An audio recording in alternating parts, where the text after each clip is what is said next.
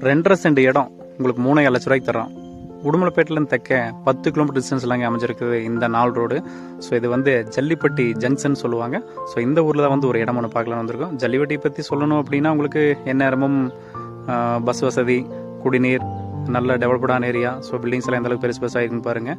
அதே மாதிரி வந்து 7 ஊருக்கு இது ஒரு மிகப்பெரிய ஒரு பஞ்சாயத்துங்க இது வந்து. ஸோ இந்த மாதிரி நிறைய சொல்லிட்டு போகலாம். இப்போ வந்து நம்ம இடத்த பார்க்கலாம் வாங்க. இந்த மெயின் ரோட்டில், இந்த ரோட்டில் இருந்து அப்படியே வந்து நேராக மேக்க போகணுங்க. மேக்க போனோடனே வந்து நம்ம இடம் வந்துடும்.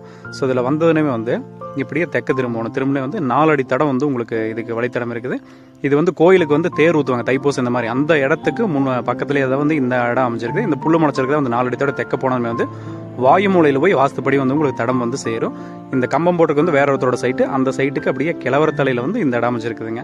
அதாவது இந்த வீட்டுக்கு பின்னாடி பகுதியில் இந்த சைட் அமைஞ்சிருக்கு. சொல்ல போனால் இது வந்து மேற்கு வாசலுங்க.